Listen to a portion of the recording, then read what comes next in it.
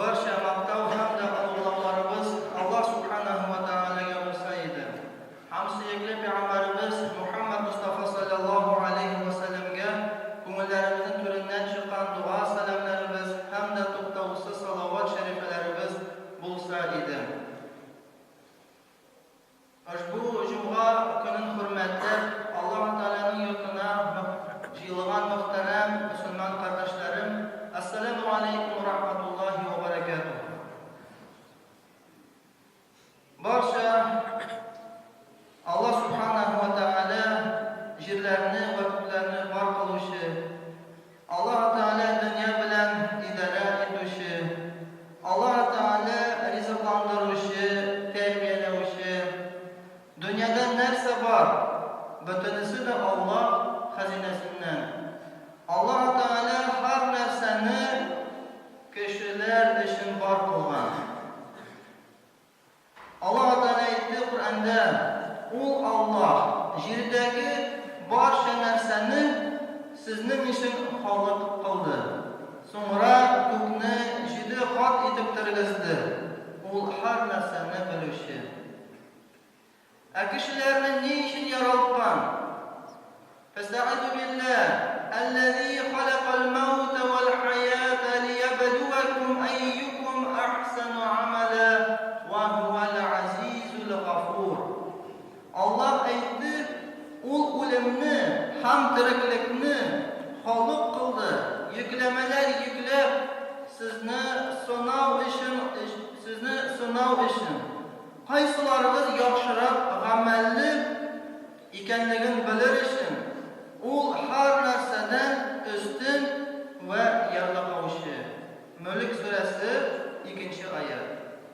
Har kishining Alloh taolo turlicha sun'iy, kimgadir boylik, ham faqirlik, og'riq, ham salomatlik, daraja, ham tubanlik biri.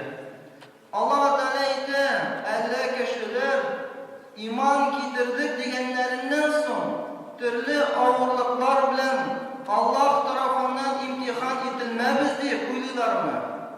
Tahqiq bulardan ilk turli sinf kishilarin bala qazo ham og'ir mashaqqatlar bilan sinab qaradi.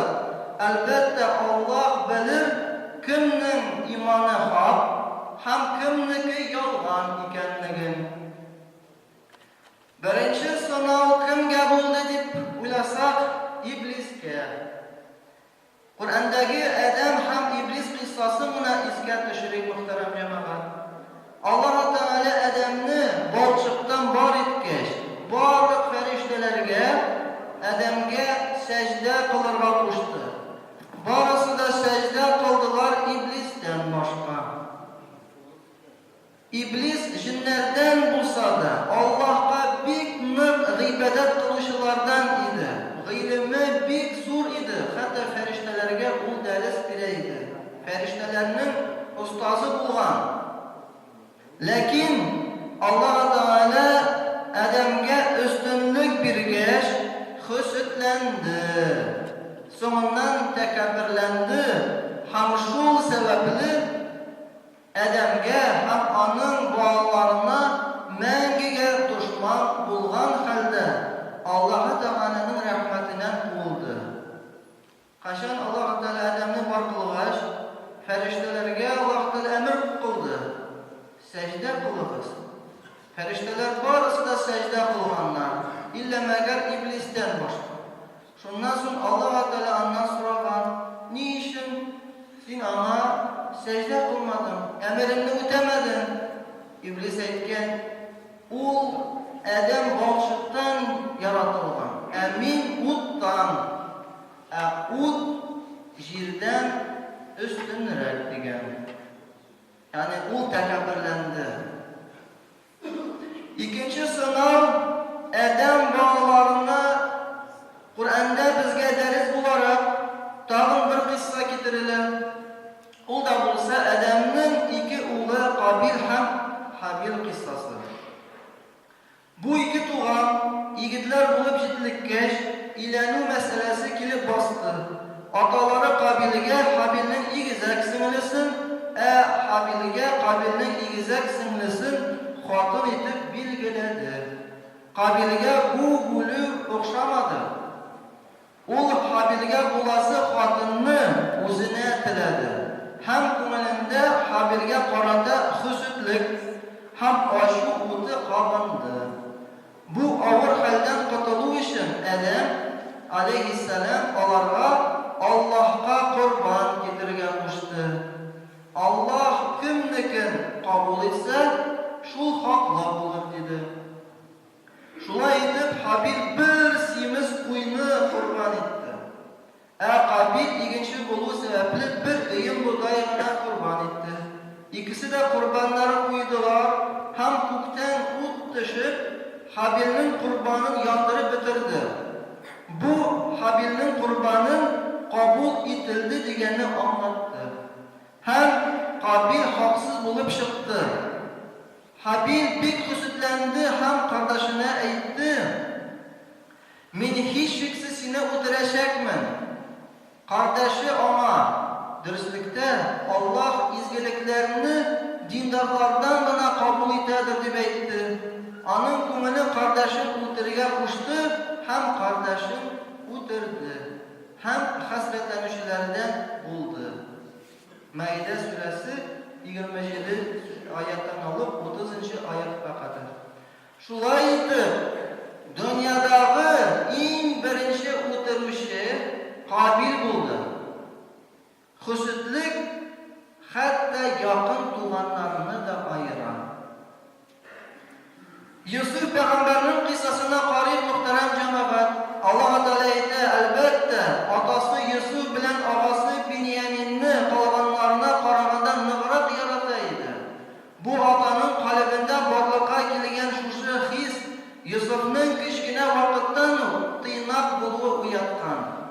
Калган агалары бу аталарының ике агаларына булган мәхәббәтне сизеп алып, күңелләрендә хөсетлек хисе уяна. Алар әйтәләр: "Атабыз Юсуф белән Биньяминне ныграк ярата, без бит кәсепчеләр генә. Дөрестлектә безнең атабыз адашуда."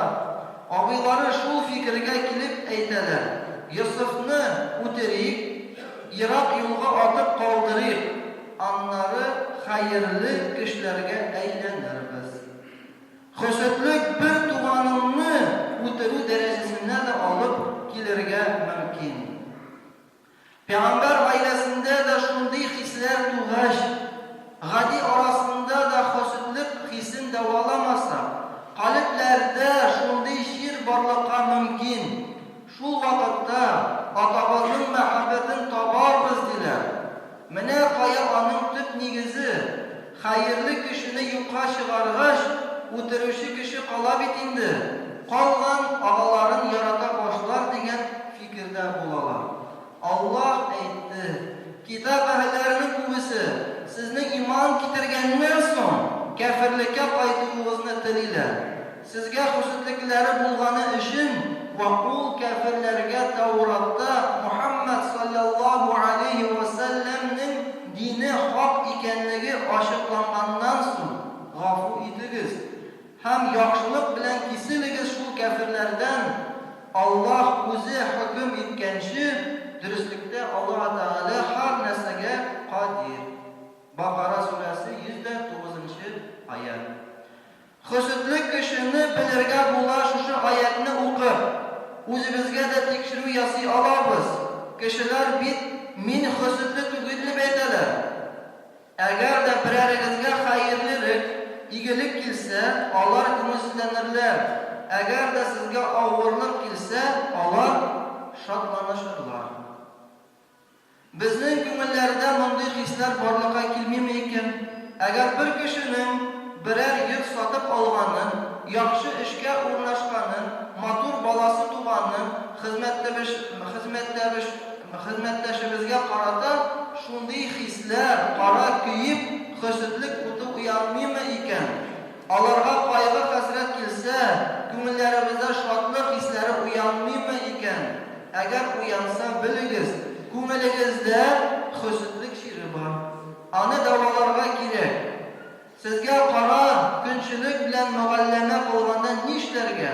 Әгәр дә сабыр итеп, Аллаһка якынайып, Раббыңа зикр кылсаң, ул хөсетләрнең сиңа кылган мәкерлекләре зарар итмәс. Кешеләргә ялган хәбәр, Пәйгамбәрбез алейһиссәлам күп кенә хәдисләрдә хөсетлекнең зыянын әйтеп үтте.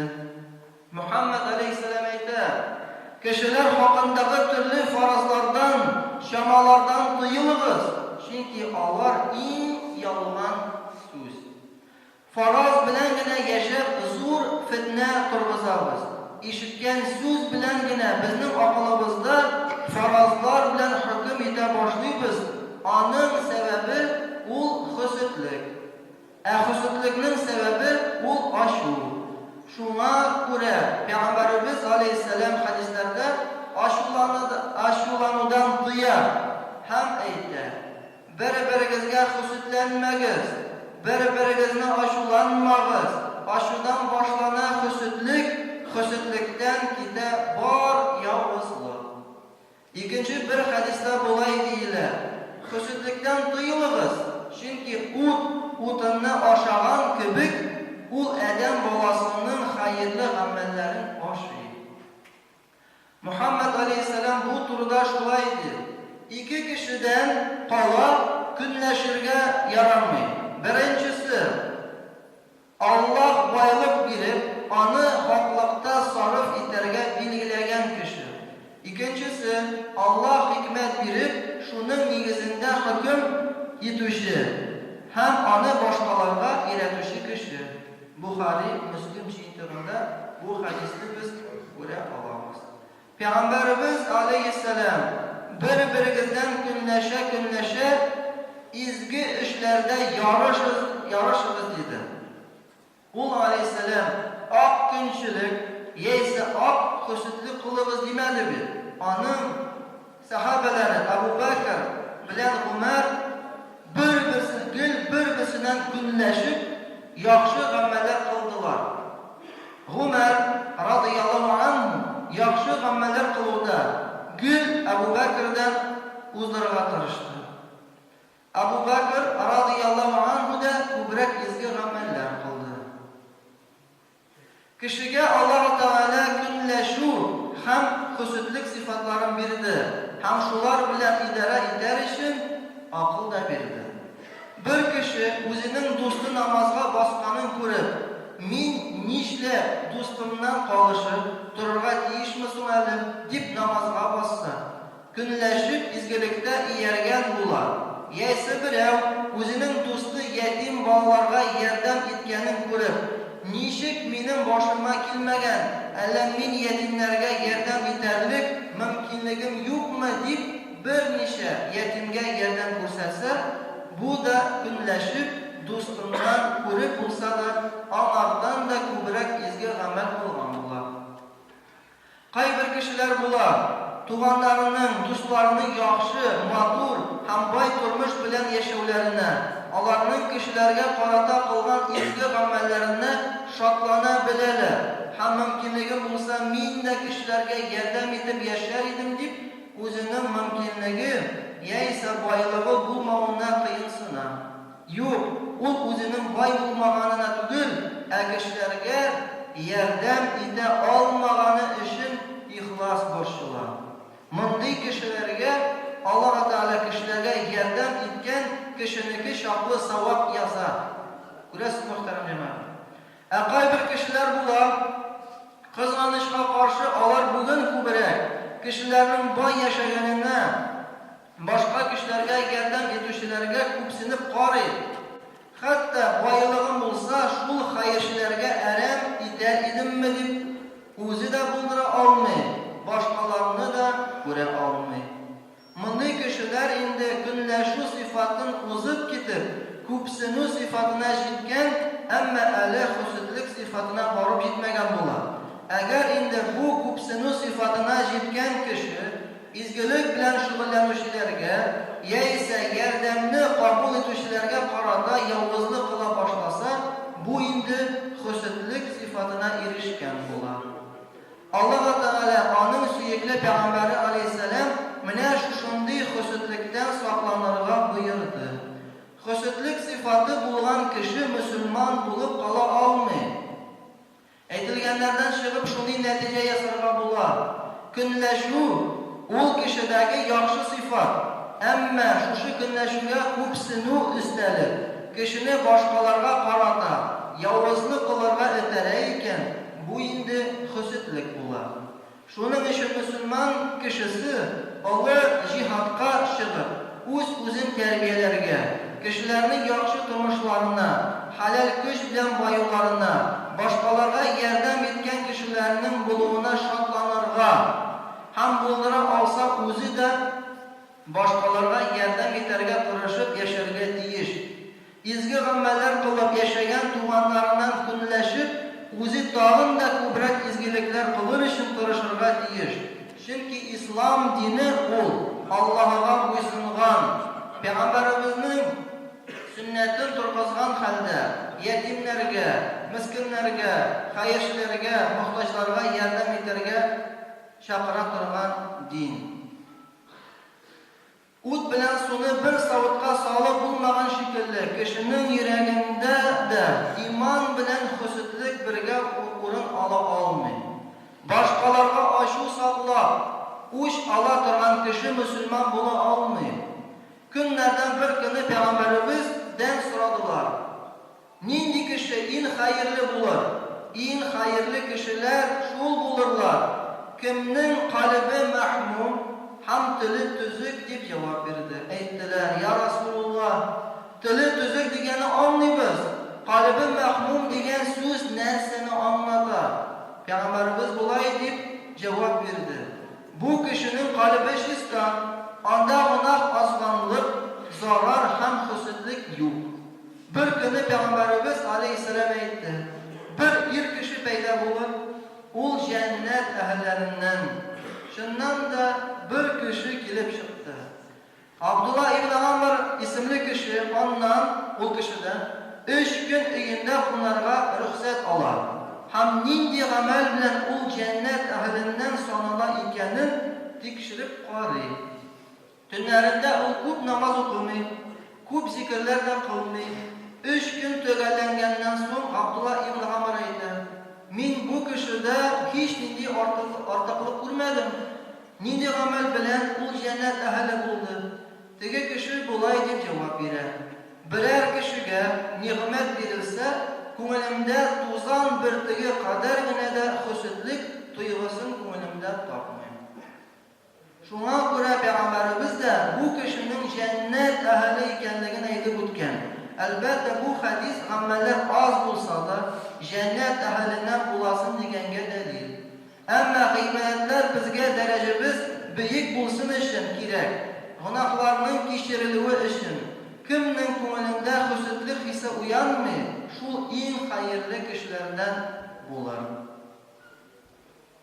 Bu dünyada biz Allah Teala'nın qonaqlari, onun rizqini oshiymiz, onun havasini suluymiz. O bizga bo'lib bergan ne'matlarni olamiz. Allah hikmeti bilan bir kishiga molni ko'p bergan, ikkinchi kishiga oz bergan. Buning hikmati nidan so'ng? Qay vaqtda so'raylar, ne uchun Allah Teala bir kishiga oz bergan, ikkinchisine ko'p bergan? Allah Teala har birimizning de ichki holatlarimizni bilar. Ham ana shunga qarata birer. Ne uchun? Peygamberimiz aleyhisselam aytdi. Qay bir adam bolalarına boylik xosdir. Agar mollarini kemitsam, imonlarına zaiflik kelir. Qay birlariga yorlilik xos. Agar boylik bersam, imonlarına zaiflik kelir. Kişisine qarab da o'lchab bergan. Ko'nglimizdan ashulanib, kishilarga huzurlanib beruvimiz Allah Teala'nın takdirine iman getirmevdir. İmanın 7 tiragi var. Allah'ın birisi takdirge işanmak. Eğer de biz huzurlanib beribіз iken, imanın 6. tiragin o'tamagan bo'lamiz. İmanımızda yo'qottirgan mumkinmiz iken, Allah qarşısında nechik javob bergan? Buna har birimizga de tushunirga kerak. Turmushimizdan rizo bo'lik. Albatta bu og'ir, lekin cennet yolu da ağır. Boy kişinin de boylığı anasına, fakir kişinin de yarlı buluğu anasına. Әле cennetkə qaysısının kirəşəgin bilmiyiz. Bayılıq bilan sınav zorra. Çünki onun kumulunda әле nindi duyğular da bulurğa mümkün. Yarlı kişinin malı az bulğaç, günahları da az bulurğa mümkün.